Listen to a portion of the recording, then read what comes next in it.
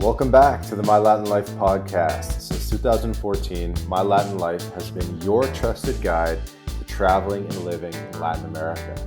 My guest today is Alex Recouso from CitizenX. He's a repeat podcast guest. He first joined us on episode 66 over a year ago, over 100 episodes ago. He's back. He's bigger than ever and want to catch up on all things CitizenX. So Alex, welcome back to the podcast.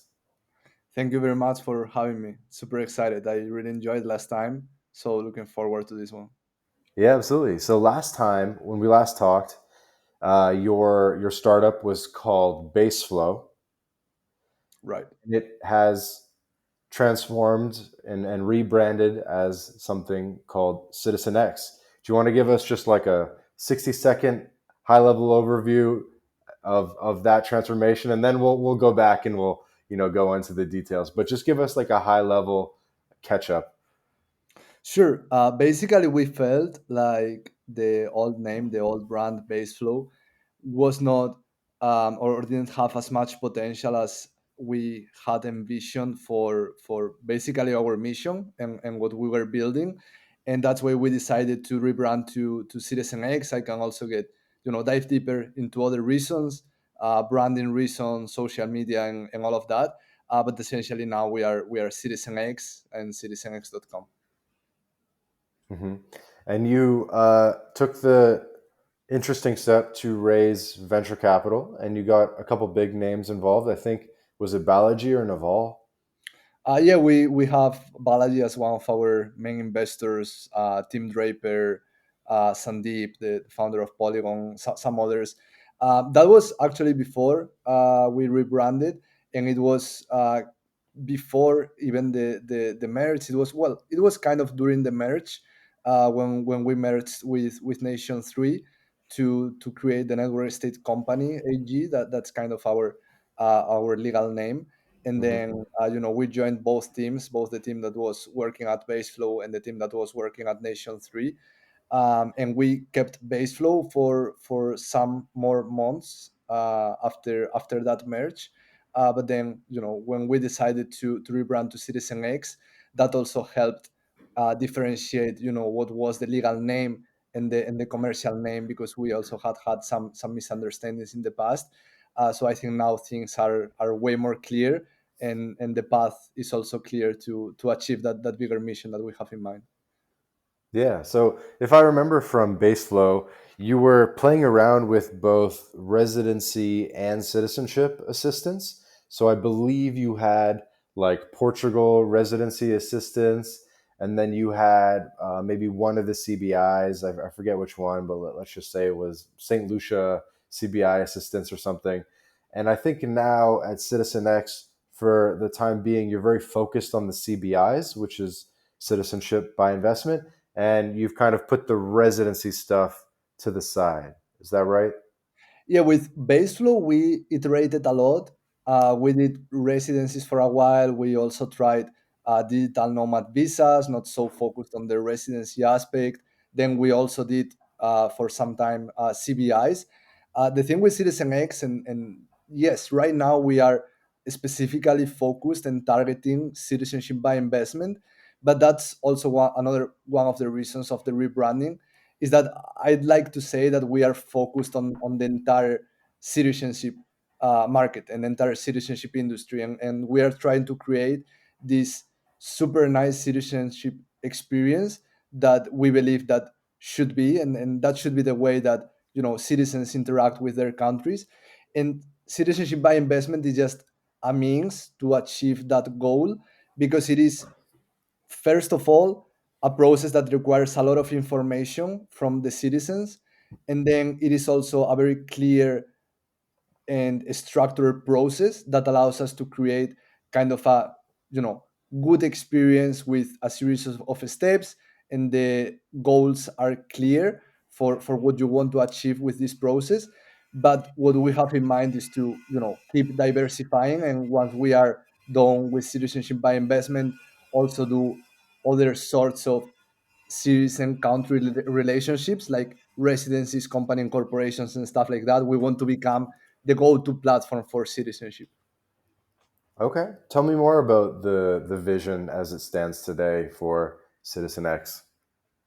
Yeah, like I said, right now we are extremely focused on citizenship by investment, because we believe it's a clear process to help, on the one hand, help countries finance themselves from their citizens directly and not depend so much on the IMF and other sources of financing, especially smaller countries. But it is also a way for individuals to vote with their feet and show their preferences with their capital, and basically become a citizens of countries that are values aligned. But also this process requires so much information that that once someone is on board Citizen X, the same way they decide to share this information with one country that welcomes them as citizens, they can also decide to share this information with another country to become a citizen there, or to get residency, or to incorporate a company. And this is a trend I believe that we are already starting to see. For example, I saw yesterday on Twitter that El Salvador is welcoming US citizens to their Freedom Passport program that had already renounced US citizenship. And that is very interesting because, we are seeing a lot of people who are US citizens that are getting a second passport right now with citizenship by investment on Citizen X. And then they have their information, already in place. So it is super easy for them to not only renounce citizenship if they want, but also apply to another program, like for example El Salvador, because they Mm. have these network effects. Because we not only work with one country, we work with them all, or with as many as possible. Mm. So citizenship by investment's obviously relatively expensive, depending on who you are. Right, we're talking on the order of 200K at least to apply. So I guess you're kind of starting up market, and I guess it you need to be relatively rich to be a Citizen X customer. Who's your target market?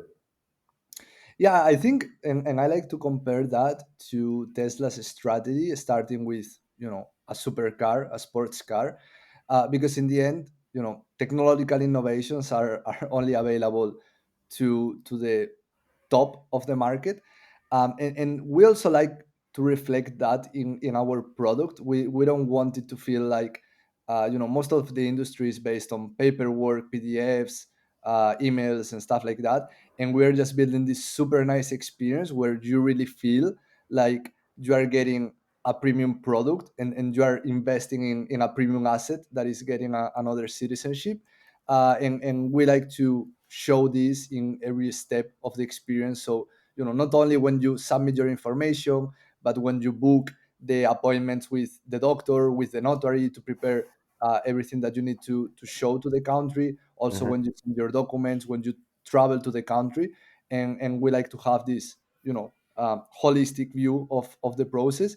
And when it comes to our users right now, indeed they are high net worth individuals. I would say their defining characteristic is that they are a younger audience, that those who are attracted to maybe a more conventional um, approach to these legal processes, like consultancies and law firms and advisors and all of that.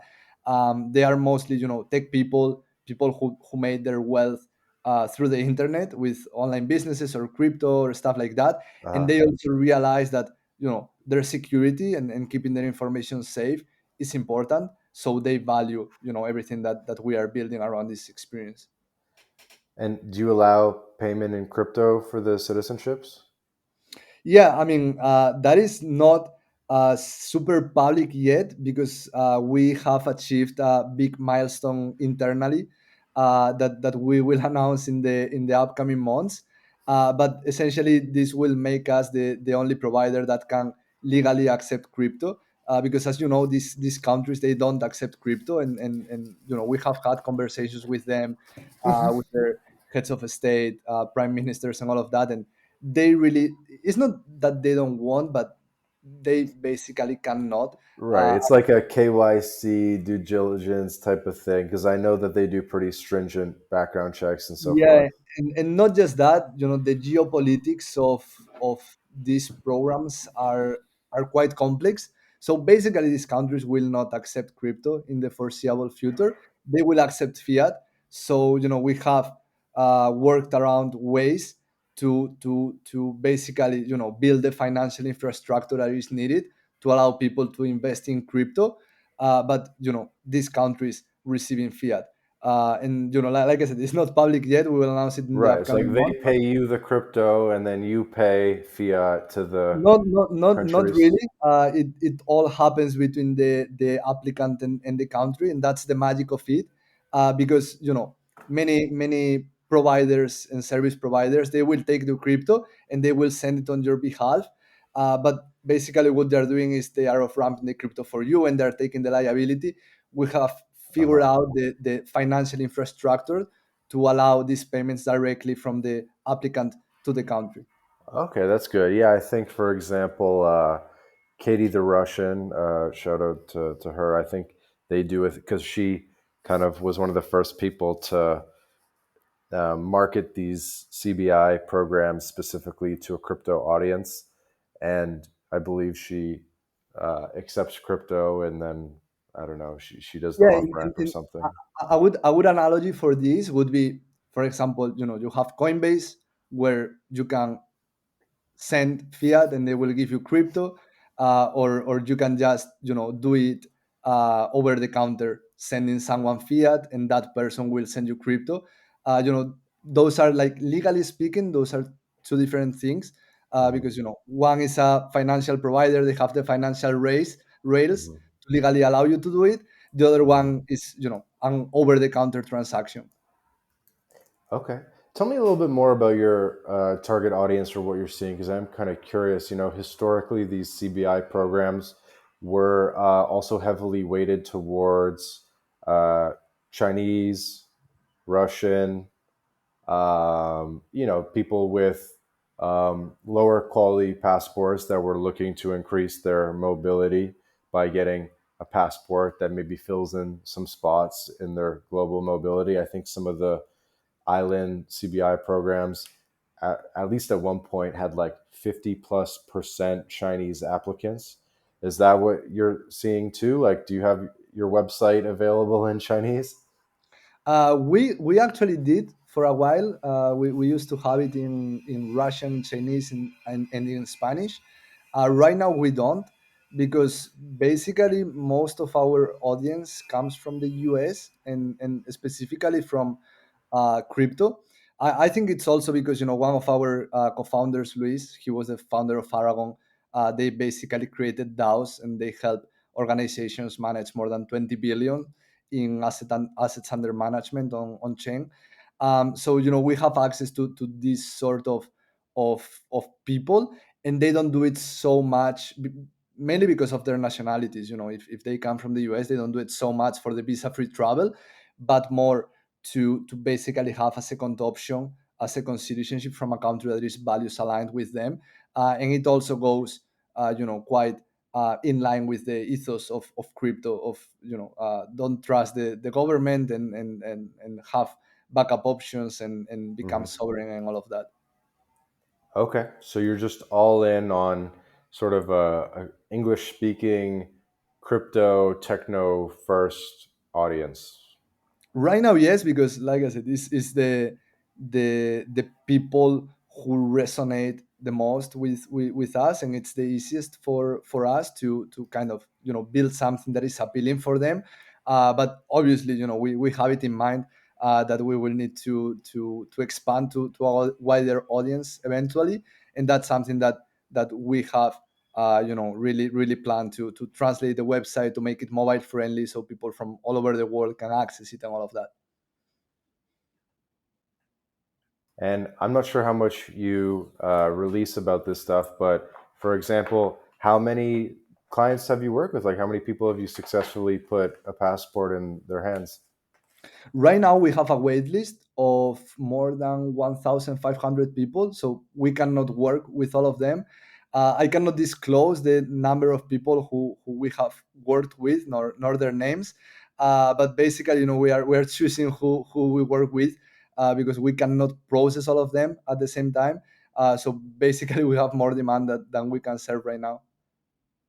Fair enough. And obviously, I know a little bit about the business model of CBIs, and maybe the listener doesn't. Maybe they'd be curious kind of how it works. You pay the government a certain amount of money, and then the facilitators get a certain amount of money. Uh, have you made any adjustments to that business model that are more consumer friendly, or are you using kind of the classic CBI business model that's been around for a while? So yeah, basically how it works is that in the citizenship by investment industry, you have the countries, and then those countries have agents that are licensed to process applications. So and then you have basically international providers that market the programs. So right now we are in the later category. We are also getting our licenses to be able to process our own applications, and basically internalize more of the process. But right now what we are doing is we are charging a 10% fee flat to use our platform, to get access to basically the use of the platform, as well as the support that we give, like I was saying, with all the notarizations, apostilles, medical exams, shipments of the documents, everything.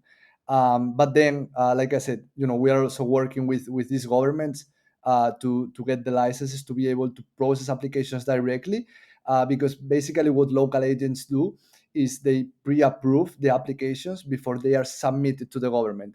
So the government knows Hmm. that the applications that arrive to them, they are high quality, they have been checked, and Hmm. they basically have trust in these agents. That's why they have licenses. So that's something that we are trying to do, because basically right now we have this problem, like we have built an iPhone that runs on 5G, but we are running it on a network that is 3G. Because we still depend on slow processes On that come from agents. exactly from agents, from governments themselves. So we are also collaborating to try to make the process faster. Okay. How does the 10% fee work? Basically, we just charge 10% over wherever investment or total cost is needed to get citizenship in that country. So let's say for Antigua and Barbuda, right now, the minimum contribution, the minimum donation is $100,000. Then if you add all the government processing fees, all the due diligence fees, plus the legal fees from the local agent to pre-approve your application, let's say that total is $150,000. So we would charge 10% of that. So we would charge $15,000 to the Okay. applicant. And do they have to pay that before the thing is submitted, or like maybe half up front, half after it gets accepted? How's that work? That works right now as a down payment. So basically, to get access to the platform and get start receiving our support, they pay the down payment, and then we start working with them. We start working with the agents that start approving the application, helping them gather all the documents and all of that. And from the beginning till the end, when they receive the passport and they need to renew it and all of that. Okay, cool. I like it. And so I noticed, I've been following you guys on Twitter, and I think even on Instagram, and you'll be posting stuff like, "Hey, I'm in the island country. I'm in St. Kitts. We're at the president's office. We're trying to get the deals done." So that must be pretty fun, right? You're spending a lot of time in tropical paradise, wining and dining with the presidents of countries. Yeah, we actually did a company-wide offsite 2 weeks ago in Nibis. We took all the team there, and we did some stuff. We hiked the volcano for 4 hours. It was pretty wild. But I think those things, and especially spending time in the countries that we are working with, is super useful, because that also helps us understand better the culture, how to work with them, what they expect, what they're looking for in their new citizens. So that helps us make a better job at basically helping these countries find new investors and new citizens. And then when it comes to the government relations side of things, I think it's also really cool to meet these open-minded and forward-looking leaders who are really willing to hear proposals and hear what you have to say, because in the end, in this industry, and especially within this region in the Caribbean, it represents a high percentage of their economies. So it is, important that they are open to new proposals, to new frameworks, and basically to things that will help these countries grow. And like I said in the beginning, I think it's really interesting how, and especially with crypto, how these countries can finance themselves directly through citizens and not depend so much on other foreign powers and international organizations for financing. And we're just trying to help them push it forward. And they are willing to talk, they're open to talk, and they're super collaborative. So I think that's extremely cool.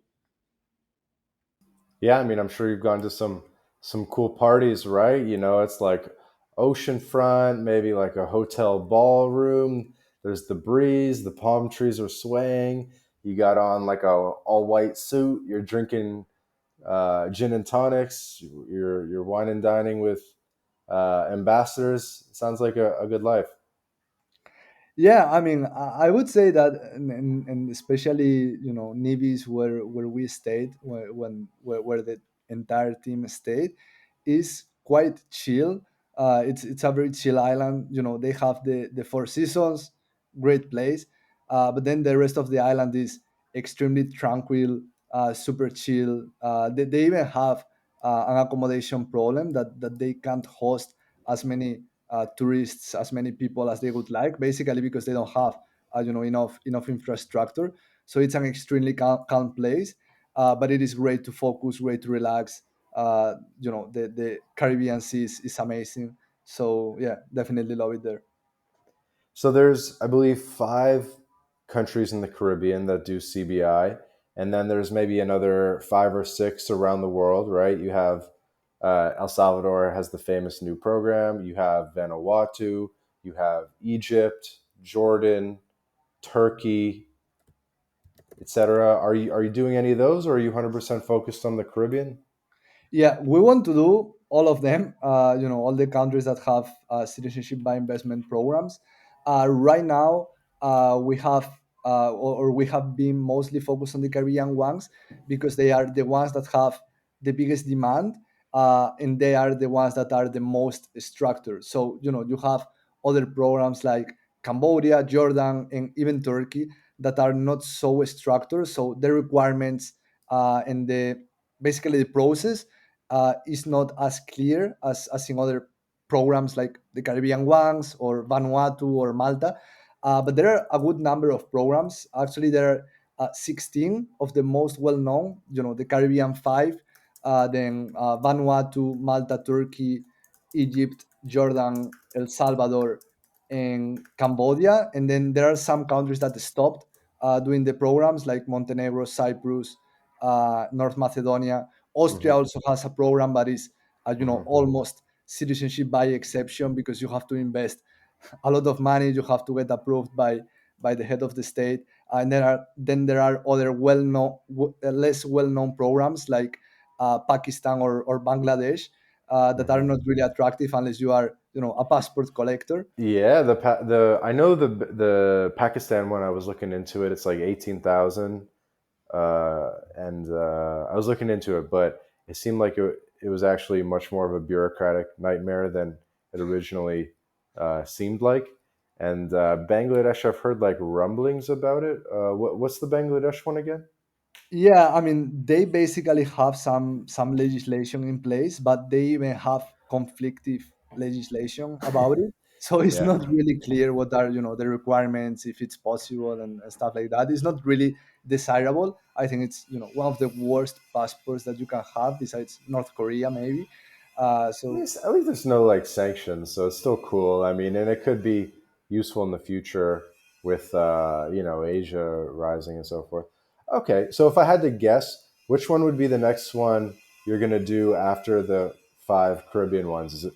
I think from what I see, a lot of people do Turkey next. Hey guys, quick break from the podcast to tell you about job stacking. If you're a remote or hybrid worker looking to maximize your earning potential, then Rolf Haltza, author of Job Stacking, guarantees you'll be able to double your income by implementing his paycheck multiplication layering method. This is the exact system Rolf has used to take his own income and those of many others beyond 20K a month. With this method, Rolf contractually guarantees that you'll be able to double your income in 45 days. So, if you're interested in unleashing your earning potential and doubling your income, then click the link in the description and book a call with Rolf right now. Hey guys, quick break from the episode to tell you about BitRefill. BitRefill allows you to shop online and in person without banks, converting your crypto directly into merchant balance. We're talking gift cards to Nike, Amazon, Apple, Airbnb, Hotels.com, and many more, all paid for with crypto. BitRefill offers more than 10,000 gift card options in 180 countries all across Latin America, including Brazil, Colombia, Mexico, Argentina, El Salvador, and many more. You can also apply the code MyLatinLife at checkout to get 10% back on your first purchase. Go to bitrefill.com for more information. I mean, we're already working with Vanuatu, so that's the one that, and I'm personally very bullish on Vanuatu because now it's gonna become the cheapest program out there. With the price increase in the Caribbean, St. Lucia just signed the memorandum of agreement, so they will all raise their minimum contribution to $200,000. So Vanuatu is gonna become the cheapest program out there. It is also the fastest. It takes just 6 to 8 weeks, and it has no restrictions on nationalities. It is true that it has lost its visa-free access, so it is less appealing in that regard. But I think it becomes a more differentiated option with the direction the Caribbean CBIs have taken. And then obviously at the other extreme you have Malta, that is the most prestigious, the best program basically, but it's also the most expensive. So I Uh-huh. would say I'm becoming more bullish on the extremes, and Mm. basically because they have they are differentiating themselves more. Okay. And if people do the CBI with you guys, do they have to do the donation option, or have you figured out a way to do that real estate option as well? Because there's kind of two ways. I mean, like whatever. Maybe there's more, but there's kind of two, from my understanding, two categories of ways you can do a straight donation, or you can invest in government-approved projects. But people like Nomad Capitalist and so forth have always historically said, don't deal with the investing in the projects. It's kind of a headache. Just do the donation. Or what's your thoughts on that? I completely agree with him. People can choose whatever route they want. The most popular ones are real estate and donation, but there's also government bonds, financial, business projects and stuff like that. But when it comes to real estate, I completely agree with Nomad Capitalist. Basically, because these real estate projects, they are government approved, and historically there has been multiple scandals and stuff like that. So Right, like the I hotel don't never gets built or whatever. yeah, I don't recommend people dealing with the additional complexity of basically having real estate overseas, then making sure that it is legit, also making sure that you get your investment back. So I think it's a much clear way to present it, to just say, hey, you are making the donation, that is a cost essentially, Mhm. and just forget about it, because the real estate one is quite complicated, and as an investment it's not a good investment financially talking. So if you Yeah, are really interested in getting citizenship, just get it. And if you are interested in making financial investments, then make financial investments, but don't mix both things. okay. Um, you did mention the payment plan. I kind of forgot, and it's going to lead into my next question. So if someone says, "Cool, I've determined I want to do St. Kitts. I know the government donation is whatever 200K and maybe a bit more for my family. At what point do they pay you again, and they pay the full service fee up front? Like, so they give you the 20K and then you submit the application, or how, or what's the sequence of events there? Yeah, so basically, there, depending on the stages of the program, but for the Caribbean ones, for the sake of simplicity, there are usually three stages.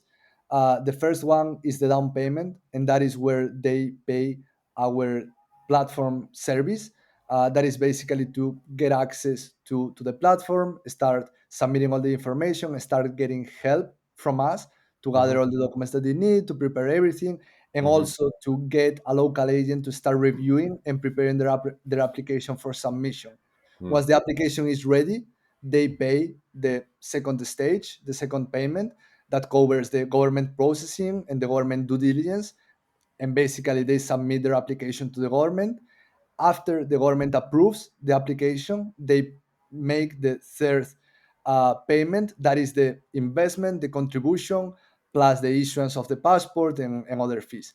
So it Okay. is generally divided in those three stages. Okay. So the 200K donation is the third stage. So I and guess doesn't and doesn't come until you are approved. until you're approved. So how much do people pay to get on the platform, and then how much does the government charge for the due diligence process? So Steps one and two. it really depends per government. We always charge that 10% over the total cost, and when it comes to As the government, platform fee. yeah, that is the platform fee, exactly. Okay, so people can expect that step one is they got to pay like 20 grand to start working with you guys. Yeah, if the total cost of the program will be 200K, they will pay the 20K to get started to prepare the application, and then on submission they pay the government fees, let's say around 50,000 US Uh-huh. dollars, and then once they are approved, they make the 150,000 investment contribution, or whatever. The due diligence and so forth fees are in the neighborhood of $50,000. The processing and due diligence, yes, from the government, they are on that ballpark. Okay. Okay. So we pay you guys around 20K to start processing and to let you know we're serious and everything. And then we pay around 50K more or less for the government's processing fees and kind of all the fees separate from the donation itself. And then after it's approved, then we do the donation. Exactly, exactly. And our fee is not only, as a signal to get serious people. It's really because, there are lots of costs that are incurred in the preparation of the application that people usually don't take into account, and most service providers don't cover. I know most service providers, they will charge you the same amount, but then you have to pay to get your documents, to notarize your documents, to apostilize, to get the medical examination done, to ship your documents, and those costs usually amount to, couple thousand of dollars. And the good thing is that, with us, before getting started, Mhm. how much it is gonna cost you. Okay, cool, cool. That thank you for helping give a clear picture there. Um, and typically with Silicon Valley investors, they typically invest in things when they see a path to get to a $1 billion company, right? Because the economics of their business is they need one um, super successful moonshot to pay for all the failures and to return their fund. So when they look at CitizenX, how do they see that you guys are going to get to be $1 billion company? I mean, I think just with the citizenship by investment industry, within that industry, it is possible to reach that valuation if you take into account, those numbers are not public, but um, you can find them if you try on the internet. Basically the the the market volume of citizenship by investment. But then, how we like to think about this is that, like I was saying in the beginning, citizenship by investment is kind of the entry to the citizenship industry, and that is way bigger. Basically, I think it's the biggest market in the world because, everyone or almost everyone is a citizen somewhere, And for sure, the citizenship by investment industry or programs are kind of the high end of governance. But then, if you go downstream the market, you have so many governance products that you can get into, like, residency by investment, regular residencies in corporations, and stuff like that. And basically, we can become this migratory layer that helps countries finance themselves directly from individuals, and helps individuals basically plug and unplug from countries as service providers. Hmm. I was actually looking at this one company called VFS. Have you heard of VFS? They are a directory, right, for visas, if I'm not wrong. Yeah, so it's not a directory because I was looking at this company because they handle the taking of the fingerprints and the biometrics for Mexicans.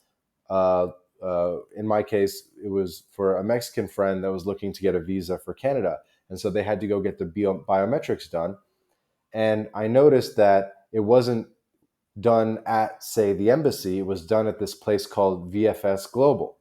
And I was like, huh, so this is like some sort of third party company that's been contracted out to take the biometrics.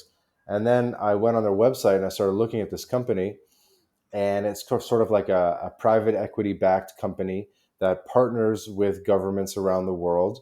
And they do not only biometrics, but like other I don't even know, like other random stuff, like helping governments process visas so that governments can sort of outsource some of that administrative burden to third party companies that can maybe process it more effectively. And I thought maybe that could be an interesting company to model yourselves on, because they're probably doing millions in revenue, because there's hundreds of thousands of Mexicans getting biometrics, and I think they operate in something like 50 or 100 countries doing different stuff, right? So they're probably doing millions and millions of revenue, and I think that's quite similar to what you guys are trying to do. You're trying to be the partner of the government and sort of take some of the administrative load off the backs of the governments, because that's really not their core competency, right? And so you're probably trying to eventually win contracts for some of these things. And so yeah, I mean, just maybe something to look into. Yeah, that's super cool. I didn't know they were providing this service. But yeah, you have these examples all over the place, even in the US with Clear, and Mm, the yep. pre-check. Airport thing. Yeah, yeah, yeah. Exactly, exactly. You have many examples of this sort of collaborations. And are there any other like cool ones like that? Because I think this is a going to be a growing industry in the future. Yeah. To be honest, and especially within the thing that I'm focused on, that is citizenship, I don't think there are. I think the closest are for example, the program that Tether developed with El Salvador, or the one that RNS did with Palau. Those are country specific programs. I think it gets really interesting where, like BFS, you start working with multiple countries, so then you have this sort of network effects where you become the go-to solution, and you don't need basically 10 different products for 10 different countries. You just have one product that works in every country, and I think that's the way to go. But there are these examples of successful products that have built in partnership with governments. Yeah, and I think on Twitter, I remember seeing that they were kind of like suggesting a couple ideas for your platform, like how you could, remind people to renew your passport or things like that, or letting people know that they're eligible for programs that they didn't even know they were eligible for. So, just like a random example would be Italy and Panama have like a specific treaty agreement where they can, reciprocal agreement where they can go get permanent residence in those countries. So an Italian can go to Panama and get permanent residence. But I imagine the 60 million Italians don't know that. But if they had a profile on your portal and they logged in, and then you had a little pop up that said, "Hey, Italian man, did you know you can get Panama permanent residency, and it's only going to cost you, 5 grand or something." Like, you probably Yeah, it's like that's the possibilities are cool, right?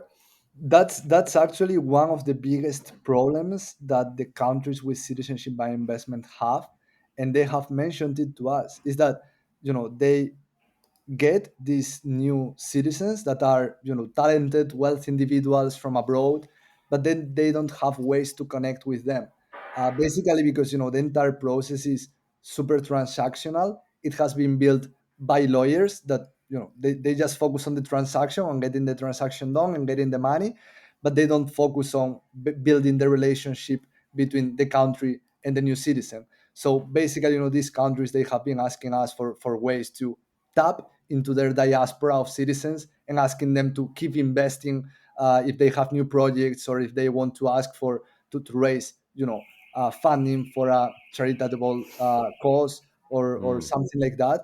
So definitely, finding ways to help better connect countries with their citizens, and specifically fundraising directly from them. I think that's the way we're heading. cool. So I guess if you do the math right, so maybe you do roughly 20K revenue per user.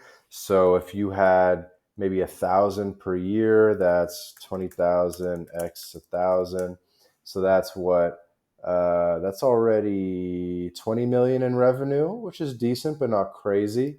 So do you I just want to keep digging deeper in kind of the grand vision of in terms of like how, because it's so niche, right? Like it's so niche. I think most CBI people, they only work with a handful of clients a year, probably like less than 100, except for maybe Henley and Partners and a couple of like the really big CBI firms. So how do you see yourself basically getting bigger than say a Henley and Partners? I know that you're going to be software enabled and it's going to be high touch, I guess, but maybe in a different way. How do we get to $1 billion company with this stuff? So we do CBIs, and then maybe what do we do next, or how many CBIs can we do? That kind of thing. Yeah, I mean, first of all, I think that the CBI industry is quite underestimated, and it has a lot of potential to grow. I think it hasn't been marketed correctly. I think we are in the phase where maybe Bitcoin and cryptocurrencies were in 2013, where it is such a niche Mm, industry. Basically, because there are no easy ways to get into it, and it relies a lot of on manual labor and processes and paperwork and stuff like that. For example, where would it be the stock market, or the crypto industry, if there were no tools and we were still relying on brokers to get transactions done, to invest in companies? right. If you still needed to spin up a node to invest in a new cryptocurrency. So I think, first of all, the things we are doing, they're going to grow the market, and not just for us. They're going to grow the market also for our competitors, and also for the countries themselves. So I think that's the first thing. Then, like I said, still at the numbers that we are seeing today, I think they are being underestimated by a lot, because we have talked directly with these countries. We know how much volume they are really doing, and they are doing way more than people expect. But then, besides that, I think it can be a lot more. And then, like I was saying, if you take a look at other financial investments that get you, for example, residency by investment. If you start getting into other sort of financial products, other investments, not just real estate, but maybe energy investments, sovereign funds, and stuff like that, it can get really big really quick. Yeah, yeah, it definitely makes sense. I think we talked about this even with the base load. That was kind of part of the original mission. Is like right now it's so manual and so high touch, and it really doesn't need to be. And if you could just like upload your birth certificate to a portal, and maybe even like get the apostille for someone and so forth, like there's Yeah, definitely a lot of ways to yeah. I automate it. mean, we have gone a long way on that, and we have automated a lot of this stuff. We still have a long way to go, but things like, hey, why am I gonna ask you your name and your birth date? when I'm asking you for your passport. Like that information is already there. So Exactly. we're using technology to avoid that and to ask for the minimum amount of information possible, and reducing the time and making it more accessible. I think it will definitely help a lot. Yeah, very cool. Random question. So Balaji, like, is he on your board? Have you had some good conversations with him? Like, what's kind of been the interaction been there? I mean, he's not on the board, but he's super helpful. He's always willing to get his hands dirty and answer questions. And he's really strategic. I love talking with him because he basically can see things in 4D and can bring up things that we didn't even think about. So that's great, and that's exactly what you want from an investor, to kind of provide this sort of external insights that maybe when you are so deep into the weeds you don't get to see, but when you see it from outside, from above, it becomes more easier to spot, and like I said, he's super helpful with that. Hmm. And if I remember correctly, you're originally a Spanish national that is or was living in Portugal for a number of years. Are you still in Portugal, or did you move to Switzerland? Or I'm spending time between Lisbon and Zug, in Switzerland. That's where the company is based. So obviously, I have to spend time there for the board meetings and bureaucracy and stuff like that. But I really like it here in Lisbon, especially when it comes to the standard of living. The weather is nicer, the food is nicer. I really enjoy it, and it's more similar to Spain. cool. And you must be getting close to qualifying for Portuguese citizenship. Yeah, it takes 5 years after you get permanent residency. As an EU citizen, you get it right away. So I'm almost halfway there. Halfway there. Yeah. Okay, cool. Yeah, definitely a good squad in Lisbon. I would like to be back out there in the second half of this year. We'll see how it goes. I know Christian from IMI is in Lisbon too. Have you met up with him in person by We chance? haven't met in person yet. I really want to meet him. I really love his work. I'm a big fan of My Daily, and we still have a dinner pending. Okay, cool, cool. Man, I want to find a way to get more involved with what you guys are doing. I'm not sure in what capacity that's going to be, but I feel like what you're doing with CitizenX is um, a lot of where I wanted to take things in the next iteration of, say, my Latin life, where I come from a software background too, and an entrepreneurial background, and I wanted to, and I knew that I could, you know, use software to automate these things and kind of make it more. I don't know if you want to call it like Web3, but like, you know what I mean? Just like less boutique and more automated and more of a that kind of thing. Um, Yeah, definitely. We should talk more. I think a good example that I like to use is that back in the 90s, you needed a broker to invest in a company, and you mhm. needed to do a lot of paperwork, maybe go in person to some offices to submit some documents and stuff like that. And after that, you just get some platforms that allow you to do it from anywhere in the world, super easy. And I think that's where the market of countries is heading, and I think that's where it should be heading, in a way that it becomes more available for people to invest in citizenship, because essentially I believe that's one of the most important assets that you own. So the ultimate goal is to basically make a buy now button, and then I can just get my credit card out and charge me the 250K, and we're done. I mean, actually, if you had already done one program with us, we are pretty close to that, because most of the information that these countries ask is the same among all of them. So Right. once people who have done one, maybe they would need to submit a couple more documents, but they are pretty close to the buy now button. Has anyone said, like a really rich guy said, okay, so doing the math, I can get all five for 800K? Has anyone said, just give me all of them? Not all of them, but we have people who have repeated. They haven't finished, obviously, because these processes take, let's say, on average 6 months. So we haven't been up and running for so long that these people were able to actually finish both processes. But Hmm. we have people that are on that way. That's cool. And because what you're doing, as you mentioned, is very complicated from a geopolitical perspective, or it obviously very much interests governments. Are you starting to get invited to Davos and the World Economic Forum we and some of were these things? it was funny. We were invited last year, but we were like, hey, that's gonna be a waste of time. We are better off just working and shipping stuff for our users, and we decided not to go.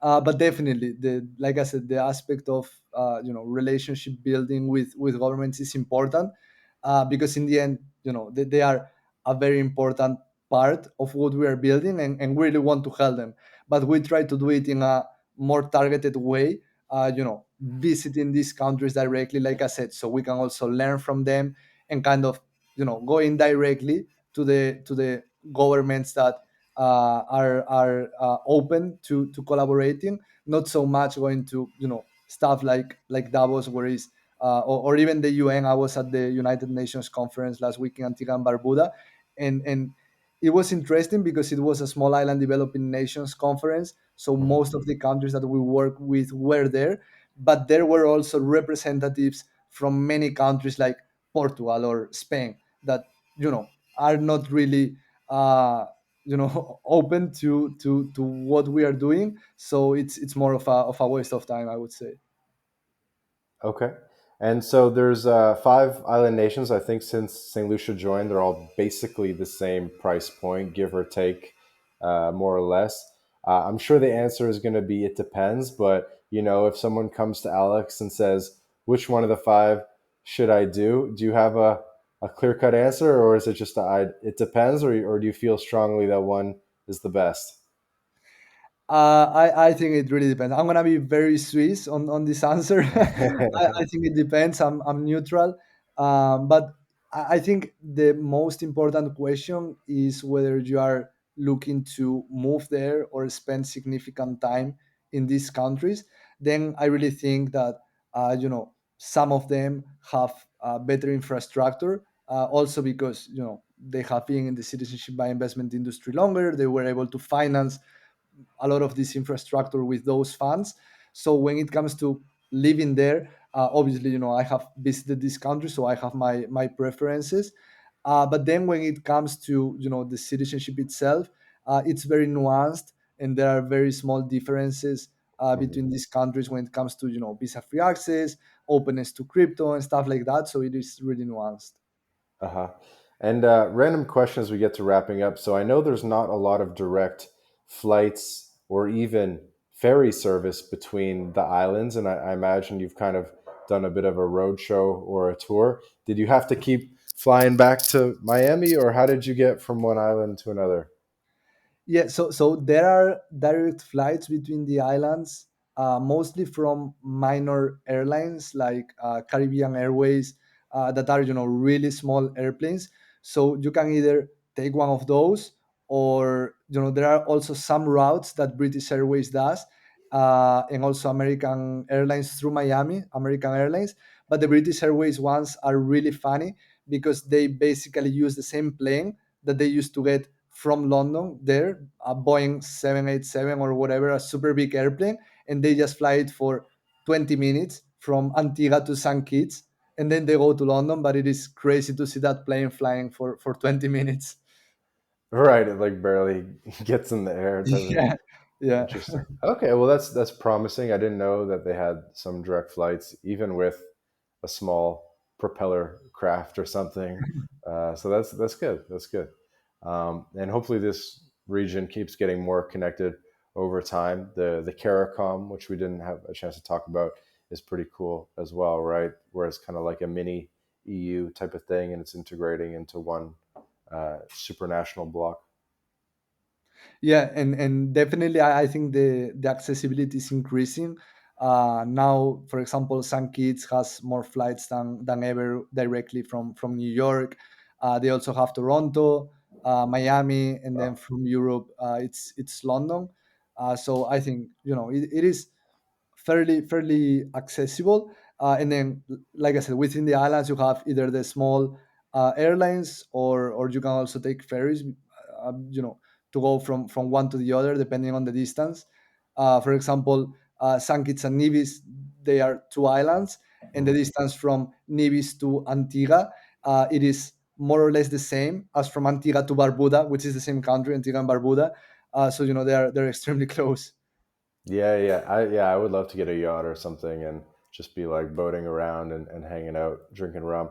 All right, so Alex, that's all we have time for today. Thank you. I'm really happy that we managed to finally catch up and learn more about all the advancements that you've made at CitizenX. I'm very bullish on what you guys are doing. Really excited for the future. Why don't you, Alex, kind of take this time and share any final message with the audience where they can find you, all that good stuff? Yeah, well, you can find CitizenX at citizenx.com. We didn't get to talk about that, but that was another one of the big reasons why we rebranded to get the .com. I think it's a pretty solid domain. And then we are at CitizenX everywhere, on Twitter, on Facebook, on LinkedIn. And personally, people can find me at Alex Recouso, Recouso, everywhere. So yeah, if anyone is willing to and looking to invest in their citizenship and become a bit more free, we're happy to help. Love it. And I agree. It's an awesome domain. So this has been another episode of the My Latin Life podcast. Again, my guest today, Alex Ricoso from Citizen X. Thank you to the audience for listening. Thank you to Alex for joining us. And quick reminder, wherever you're listening to this, Spotify, Apple Podcasts, YouTube, be sure to like, subscribe. We put out 2 episodes a week with amazing guests, and you won't want to miss an episode. Thanks. This episode of the My Latin Life podcast is brought to you in part by BitRefill. BitRefill is the best way to spend your crypto in Latin America. Purchase gift cards or mobile refills from more than 3,500 brands in 186 countries instantly, safely, and privately. Visit bitrefill.com for more information. This episode of the My Latin Life podcast is brought to you in part by Job Stacking. Introducing Rolf Haltza's Paycheck Multiplication Layering Method, a revolutionary approach that redefines the traditional career path. This is Rolf's new Done With You program, where he'll work with you to implement job stacking for yourself.